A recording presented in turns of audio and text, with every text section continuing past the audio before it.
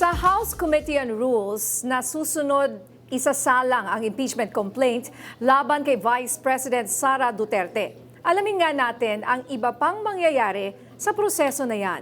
Makakausap natin si Manila 3rd District Representative Joel Chua. Magandang gabi po, Congressman Chua. Ay, magandang gabi niya at sa lahat ng iyong taga-subaybay.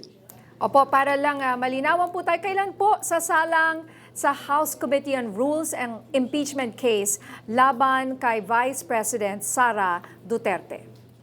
Ang proseso po niyan, pagkatapos po ito pumasa sa Committee on Justice, pagkatapos po namin kahapon aprubahan ang committee report, ito po ay itatransmit na sa Committee on Rules at ang Committee on Rules ang magseset ng araw kung kailan po ito isasalang sa plenaryo para pagbotohan, kung saan kinakailangan po ng 1/3 vote para ito po ay maaprubahan. Anything short of 1/3 vote, yun po ay matidismiss. Oo. So sir, may binibigay po ba na dito sa schedule na to, kumbaga dapat may sapat na araw lang or wala naman pong limit pagdating doon?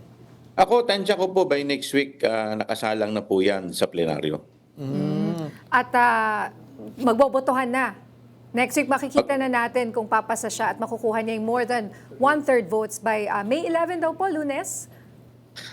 Yun po yung mga tinitignan, pero siyempre hanggat hindi pa po ito naia-agenda ng Committee on Rules ay hindi pa po ito masasabi natin na definite. But tama po kayo, pag ito po ay sinalang na, ito po ay dadalhin sa plenaryo, ito po ay pagdedebatihan, i-open po yung period of interpellation, ito po ay idedepensa ng ating chairman ng Committee on Justice, si Congresswoman Luistro, at pagkatapos po ito pagdebatihan, lahat po pwedeng magtanong kahit po kayo ay miyembro o hindi ng Committee on Justice. So ito po ay magiging open sa mahigit 300 miyembro ng Kamara.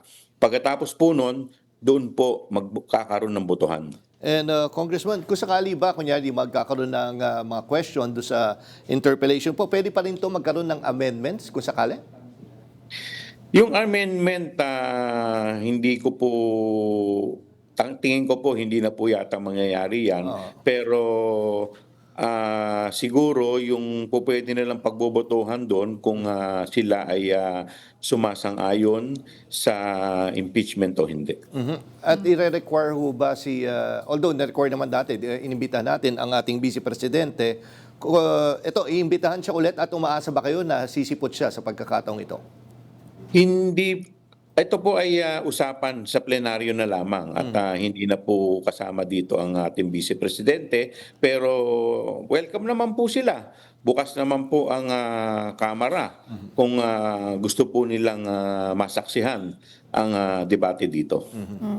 At sakali lang daw na magbitiw si VP Sara, ano po ang susunod ninyong hakbang? Hahabulin niyo po ba yung plunder na kaso laban sa kanya? Ang pagkakalam ko po, may naka-file na kaso sa Office of the Ombudsman. Ito po ay, kung inyo pong maaalala, noong nakaraan po, nagsumiti ang Committee on Good Government ng committee report kung saan sila po ay nirekomenda na makasuhan ng criminal at saka administratibo. Nga lang hindi po ito umuusad dahil siya po ay impeachable officer. So unless and until siya po ay ma-impeach, doon lamang uusad ang mga kasong criminal at iba pa. So ganun po yung congressman, dahil siya ay impeachable officer, kahit may kinasuhan siya ng kasong plunder, hindi pa ngayon pwedeng ma-freeze ang assets niya at mabigyan siya ng kumbaga yung whole departure order. Sa ngayon, wala pa naman po dahil tuloy-tuloy pa rin po yung pagdinig dito sa impeachment.